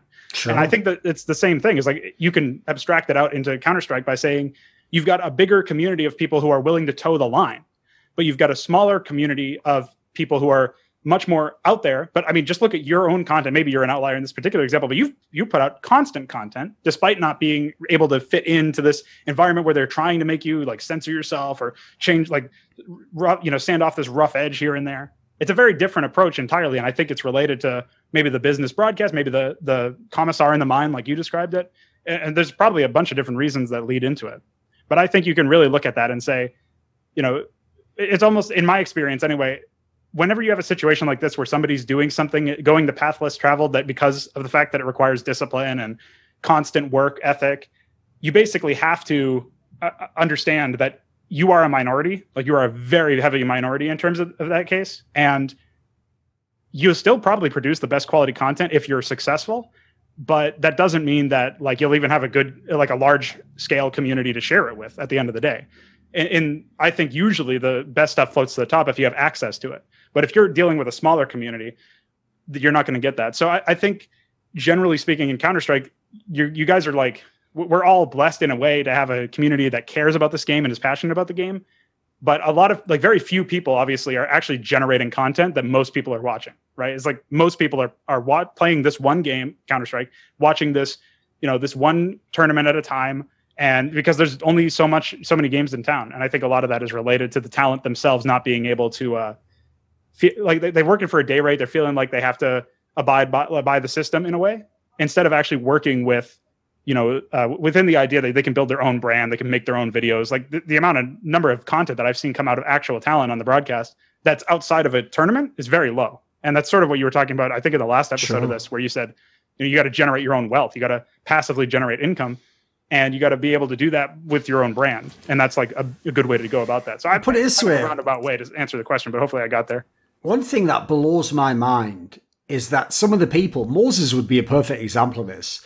Why a guy like that, or Sponge, doesn't do essentially what the LSs or the veterans or the DOMs of the world do, where they're just like, right, I'm going to fire up the stream guy and you can just watch me do a VOD review now. Like, why they don't do that is beyond me. Because, like, if you were someone like Sponge, like I say, Moses, that guy with a pretty big profile, that would be incredibly popular content. I guarantee you. Like, a pro player himself can't get that in maybe as many views if you do it right, because like he's not going to be as engaging. He's not going to allow to entertain you while he does it. Like in games like League, they're the guys that are like printing money, man. Like, you just go and look how many subs they've got, like fucking infinite money. Like, what people don't know is, in terms of like raw ad revenue that we make from doing like the Crackdown, it's actually not even worth Dom's time to do that show. But he does the show because it all adds into building out his rep, being advertising for his stream, being other types of programming for his stream. So it's not only him playing the game. Like, there's all sorts of complementary reasons even why it would make sense to do this. And I even think you could make legit money up front from the number of subs you'd have, people requesting, asking questions while you're VOD reviewing. Like, it would actually be such a slam dunk. Now, obviously, people would say the same should apply to me, but streaming is just not my shit, mate. I don't really see what the point in risking your career in that sense is. But like, if you were someone safer, like a Sponge or Moses, yeah, I think it just shows how every game has like untapped areas, unfortunately. The closest I think anybody's gotten in Counter-Strike to do like the content you just stated is like Fallen or Hiko reviewing demos of like their own matches like previously. And they got subs out of it, like plenty. Sure. Yeah, well, it's content that you don't get otherwise, and you can stream and play instead, and you'd probably like Simple obviously streams and plays, and that's something that makes him a lot of money, I'm sure. But the idea of being able to, if Simple could sit down and obviously, I don't know how good his English is really in terms of that kind of conversation, but if he could sit down and actually do a VOD review, I think he'd make bank too, because you're literally talking about the best player in the world. And I think that same argument can extend to the best casters in the world, the best analysts in the world. I mean, Sponge is like the best analyst in the world right now, I think. Maybe you can make an argument for some other people, but he's at least top 2, top 3. Like, the guy is up there, and he could be making crazy content. Moses, before he was, maybe even after he's on Team Liquid, he's still doing counterpoints with you. So he could be making content like that all the time. And I mean, the scene wants it. I think the scene doesn't know that it wants it yet because it hasn't had it, and it doesn't know that it, like, maybe it's had it in passing. Like Launders has been doing a lot of VOD reviews lately, and that's been an opportunity for him to build up his brand, and people are requesting, like, can you do this player? Can you do that player? Like, they want it. Like, now they actually have an example, and it goes back to the League of Legends thing where you don't know what you're missing until you see it actually in action. If you don't follow other games, you don't know what you're missing. It's the same thing with that. Like, now that they're getting content, some people are getting content from Launders, you're going to get into a situation where you're going to hope that other people do it, and maybe other people will do it because he's paving the way and setting the example. But at what point do you need to wait for somebody to set the trend? Like, at what point do you just set the trend yourself? And that, I feel like that's missing in pretty much every area of life. But it certainly could be, like you said, it's untapped, and it certainly could be tapped without that much effort. You have a topic, Zen? You've been quiet for a while, mate. Yeah, just a small comment on this. I'm actually more optimistic on the general point. I mean, the biggest podcast in the world is Joe Rogan, who has fuck you money and does whatever the fuck he wants. So I think there will always be, demand for the content. Yeah, it won't be most of them, but I think there will, if Thorin didn't exist, there will be another Thorin probably, though it's slightly different, that would fill this gap of basically making stuff that I want to watch. And even more globally just in society, I mean, yes, it's getting more and more woke, but then Donald Trump comes and wins. So it's not, sure. The demand there. Most people don't want the wokeness. It just happens because there's the vocal minority. Anyway, I did have a topic. It's kind of revisit, but I like to hear you rant about this. So I've heard you rant about Reaper in the past, but I don't know if I heard you post firing, or stepping down or whatever.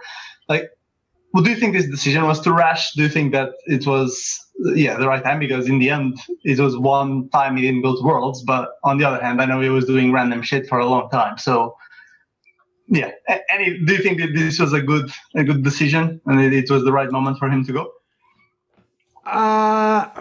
Let me think. Right. Well, the problem is, I'll answer the quickest part, which is like should Cloud9 have fired him? Basically, I personally think yes. I mean, obviously, this is where this topic is interesting, because it's one of those ones where, like, it's not about when you predict stuff or when you make a comment. It's like the timing of when it comes to bear or doesn't is also super key as to how people remember it.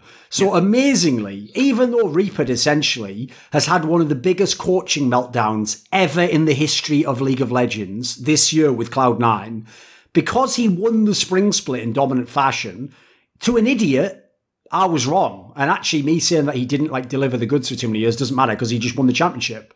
They don't get it that actually, if anything, that was the temporary outlier.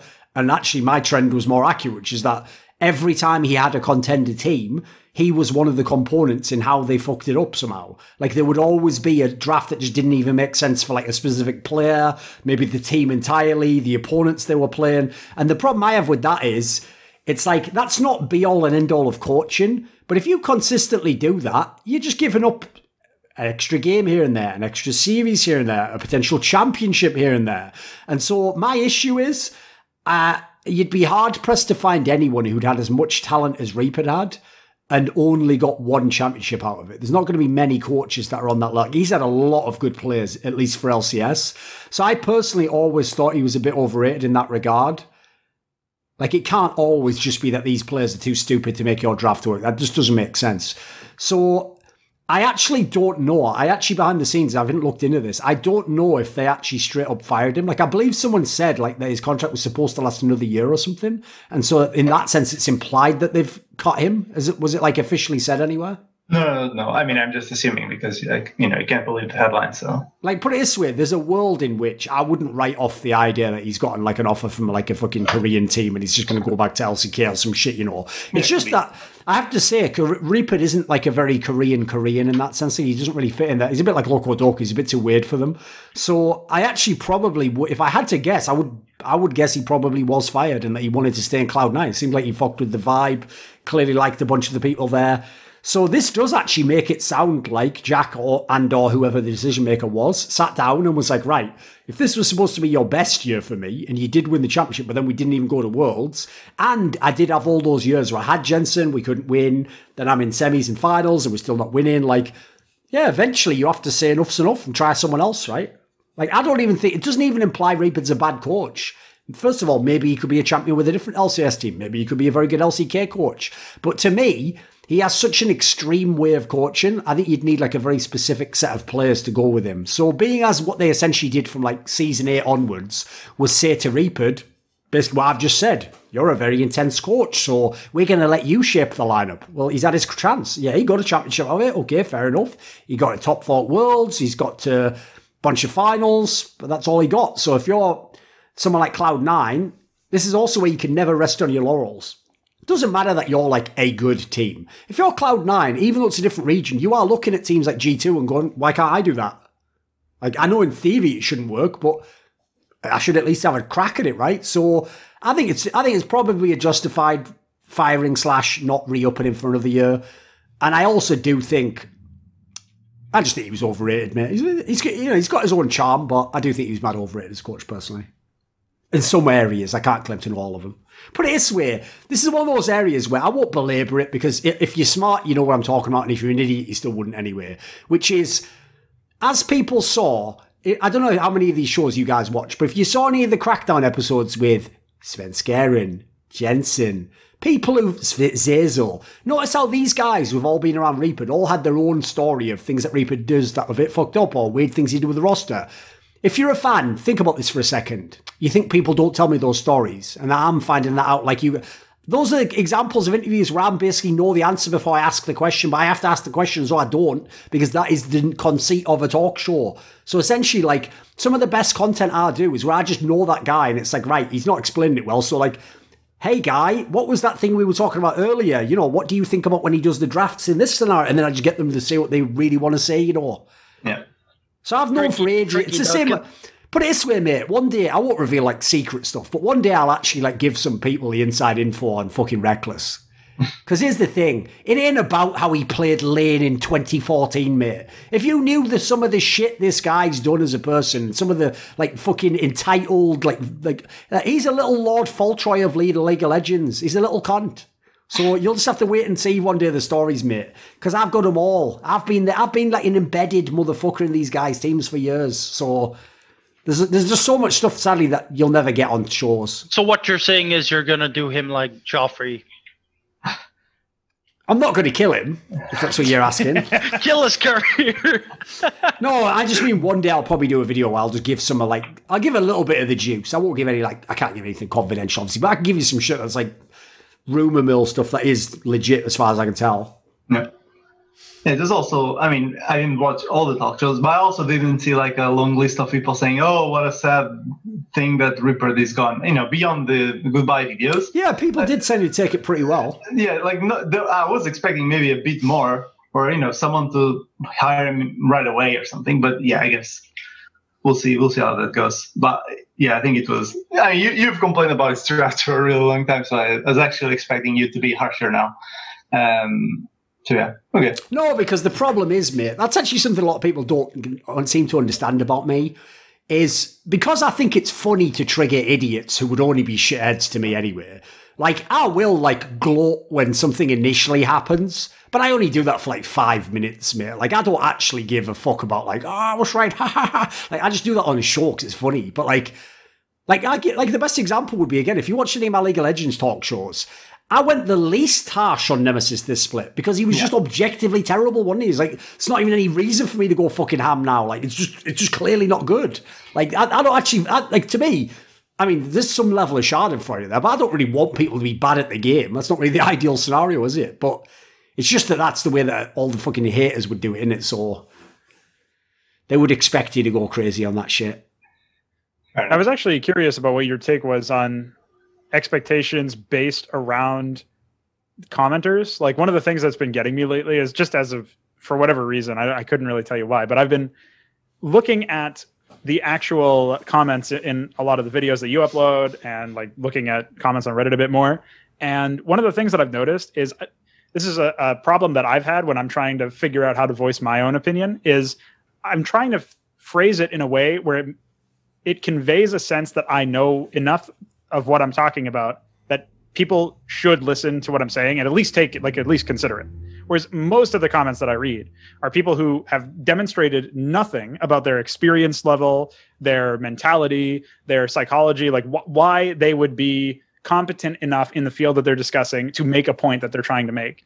And yet they always seem to assume that there's something that, you know, they assume the conclusion or whatever. Like there was one comment where they were talking about whether or not you, Thorin, even knew the definition of the word gaslighting, because I guess they'd never heard any of the times that you've actually defined it and even told that, explain that you know where it like the etymology of the word and where it comes from. Like they never saw any of that content, or they're willfully ignorant of it. So they just assume that you don't know what you're talking about. So they're going to comment that.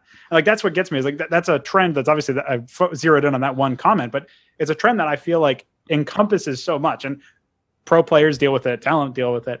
I'm just curious as to, you said that you just don't read it. Is there a bigger secret to it than that? Like in some cases you've got to deal with like decoupling the neurotransmitters that tell you, hey, check your notifications, and like the psychology of all that. Like how do you handle that sort of thing? Because you've obviously dealt with a crazy amount of that shit. Sure. I mean, the key thing for me is I just realize it doesn't help me in any way to read. Like I don't get any value whatsoever. As in, even when someone would go, well, wait a minute, well, what if they suggested something? No. It will never be worth reading a million stupid comments on the off chance you find one good. Like, I'll take my own odds that I as a human can try through trial and error and my own methods of learning and identify that problem before the 1 million comments that was shit and the one that was good. Like those odds are terrible. Like, that's like literally needle in a haystack level shit. So in this setting, what I prefer to do personally is I just try to look beyond like ideas and what people say, and I look at the outcome. Because the outcome you cannot argue with. You can argue why or what happened or what factors, but the outcome is the outcome, and it happened. That is one of the only things you cannot dispute. So basically, what you discover in the world of content is it makes perfect sense to me as to why academia is a nightmare right now in the West. Because it's not moored by anything, mate. There are no metrics by which you are proven good at your job. You are proven good at your job by popular consensus, and you have not been outcast. That is it. There is nothing to show who was number one and who was number 1 million. So in academia, there really are genius people who are working for fuck all money. They're completely blackballed. They cannot get anything published anywhere because they don't fit this like social conceit, essentially. And basically, in the same sense, like opinions are like that. Like, think about it, right? The random guy who says, well, you don't know anything about this. And I was like, right, okay. How do we ever prove he's wrong? We can't. We can never prove he's wrong. I can never prove I'm right. He can never prove he's right. I can never prove he's wrong. Like, we're just in this world where it's just about what the perceptions of the other people are. So to me, it's one of the reasons why I find it so fascinating when I see that kind of thinking of like, well, we all have opinions and they're all equally justified. I love seeing that thinking applied to like business concerns.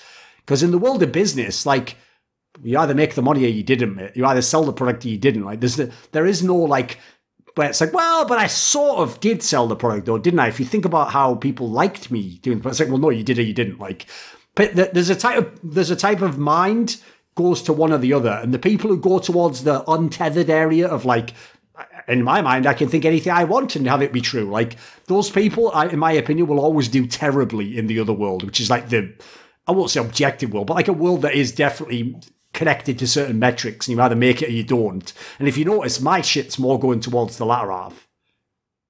No, that makes sense. Like, I care about the results, you know. It's just something that I'm not even sure where to begin, especially since, like, I remember reading or listen. I think you put out a video about like where are the journalists or something like that, where it's like a 3-part series about esports journalists and where they're coming up, and like basically ways that you would encourage or like you'd lay out the path, and then people could either follow it or not. And one of the things that I'm pretty sure you said it in one of those videos was that you kind of, in order to get your feet wet, you have to engage with comments on Reddit and in Twitter and stuff. But I get the reason why that would make sense, because you're putting your name out there and you're actually engaging with ideas in theory. But how do you how do you compare that, or how do you square the circle there, where there's a difference between like engaging with the comments and that action having value, and the comments themselves almost never having value? Is that only something that happens after you reach a certain point of notoriety, a certain just sheer volume of comments? Is that something specific to? I'll tie this in. I'll tie this into the Cloud9 topic from earlier in this show. So first of all, one of the reasons I said to do that is also because if you get really good at writing Reddit comments and having arguments with people, first of all, you're going to learn the basics of like structuring a fucking paragraph, like how to convince people with rhetoric, how to just make your points, how to establish it. It's all basically like it's a shorter version of learning how to write, and writing essentially is how to think and how to speak. It's all combined. So there's that. So first of all, just doing it might actually mean that if you also then post a few pieces of content, well, remember, if you want to make it as like an esports journalist, you're not trying to convince the reader, you're trying to convince the guy who's going to give you a job at a website. So that's a guy like me. It's not really, but you know, like a guy like me is the key word. So just as I find people and I promote them on Twitter, there's guys out there who work for like Esports Heaven or some small sites. They're looking for the next talent because they don't have much budget and they know I need people who can do content for me. So already that gives you visibility. What I would do, this is why I tie it into the Cloud9 example, is it's nothing to do with the level of the person you're debating with. You're only using them like practice to make yourself better. So what you need to learn to do is, in the same way as if you're much, much better than the person you're practicing against, you have to find a way to practice with purpose in specific areas and level yourself up, even though you could easily just beat this person with much simpler methods. You got to do the same thing. So obviously 99% of the comments are just going to be people making just fallacies and basic, you know, like reading comprehension, like terrible, not even making a point or misreading your point, like a million factors. What you're going to do is essentially like the Steelman approach. You're just going to try and treat them as if they were real competition and actually like execute as well as you can, phrase it as well as you can, think through all the holes in your argument that they didn't even maybe address or couldn't even hit on or articulate well. Like essentially, it's, in my opinion, the only way you can learn anything is teaching yourself. So it's just a way to use someone else and the world externally as like a practice wall if you were a rock climber, as it were. You don't have to always be on a mountain. No, that's awesome. Thank you. Appreciate that. This video was kindly supported by Dean Tanglis, Pronogo, Alexander Rao, Andreas Kroknes, ErikHillestad, Hades, JDubs, the Puyallup Tribe, Tobias Bernasconi, VatriSam, Xinged, James Pederson, and as always, a special thanks goes out to my boy Jerky's Minion.